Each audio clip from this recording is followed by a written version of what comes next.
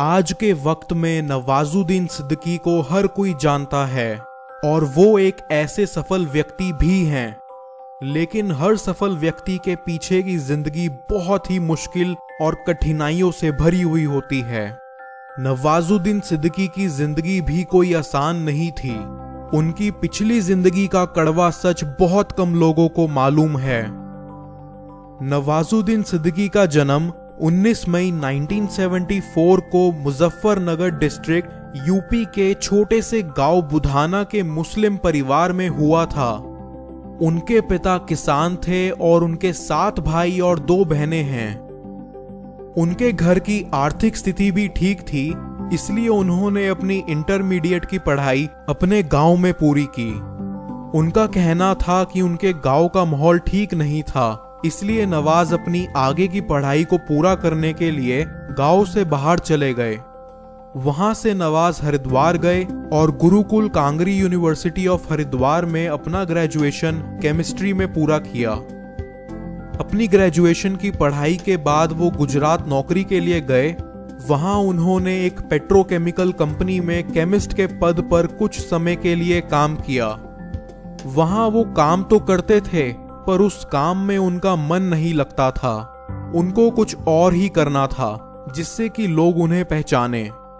बचपन से उनकी रुचि प्ले करने में थी, इसलिए उन्होंने अपनी जिंदगी का अहम फैसला लिया और एक्टिंग सीखने के लिए दिल्ली निकल पड़े। नवाज को उनके किसी दोस्त ने बताया कि अगर उन्हें एक्टिंग सीखनी है तो दिल्ली में स्थित national school of drama NSD में दाखिला लें।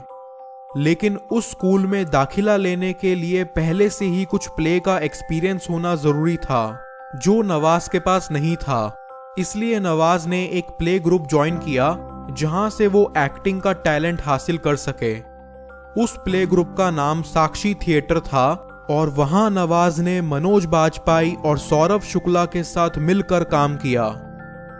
नवाज छोटे छोटे प्ले करने लगे, लेकिन उस प्ले से उनको उतने पैसे नहीं मिलते थे जिससे कि वो अपनी जरूरतों को पूरा कर सकें। इसलिए उन्होंने दिल्ली के एक ऑफिस में वॉचमैन का काम किया। अपनी ड्यूटी खत्म करने के बाद वो प्ले सीखते थे। उनके अंदर एक्टिंग सीखने का इतना जुनून था कि वो उसके लिए कोई भी परेशानियों को झेलने के लिए तैयार रहते थे। बहुत सारे प्ले करने के बाद उनको NSD में एडमिशन मिल गया। साल 1996 में वो NSD से पास आउट हुए। उसके बाद 4 साल तक वो दिल्ली में रहे और बहुत सारे थिएटर और प्ले करे।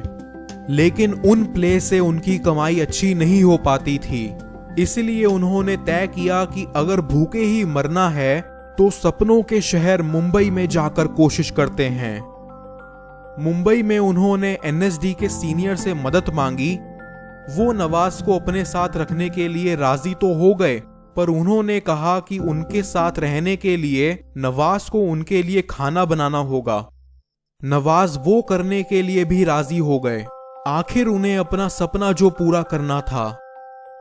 शुरुआत में उन्होंने टीवी सीरियल में काम करने की कोशिश की। बहुत कोशिशों के बाद उन्हें सीरियल में 1-2 बार थोड़े समय के लिए छोटे रोल्स करने को तो मिला, जहां उन्हें ज्यादातर नोटिस नहीं किया जाता था। उसके बाद उनको ये रियलाइज हुआ कि वहां उनकी सही जगह नहीं है। उनके टैलेंट को पहचानने वाला वहां कोई नहीं था, क्योंकि वहां सिर्फ अच्छे दिखने वालों को चांस मिलता था। इसलिए उन्होंने फिर फिल्मों में काम पाने की कोशिश की।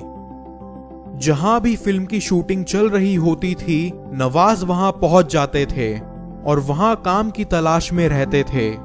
कोई उनसे पूछता था कि यहाँ क्या करने आए हो, तो नवाज कहते थे कि मैं एक्टर हूं। उन्हें जवाब में यही मिलता था कि दिखते तो नहीं हो, और उन्हें वहां से निकाल दिया जाता था। बार बार ना सुनकर वो थक चुके थे। इतनी बार उन्हें मना किया गया था कि वो कहते हैं ना सुनने की आदत सी हो गई है। अब उन्हें कोई फर्क नहीं पड़ता। लाजमी है कि अगर इंसान को उसके सपने पूरे होते हुए नहीं दिखते हैं तो वो फ्रस्ट्रेट हो जाता है। नवाज भी हो जाया करते थे। कई बार सोचते थे कि सब कुछ छोड़ छाड़ कर वापस अपने गांव माता पिता के पास चले जाएं, लेकिन फिर यही सोचकर रुक जाते कि वहां जाकर करेंगे क्या। उन्हें तो सिर्फ एक्टिंग करना ही अच्छा लगता है, उसके अलावा उनका किसी और काम में मन ही नहीं लगता था। यही सोचकर फिर वो रुक जाते और फिर से काम की तलाश में निकल पड़ते। साल 1999 में उन्हें आमिर खान की फिल्म सरफरोश में छोटा सा रोल मिला। उन्हें एक अपराधी की भूमिका करनी थी।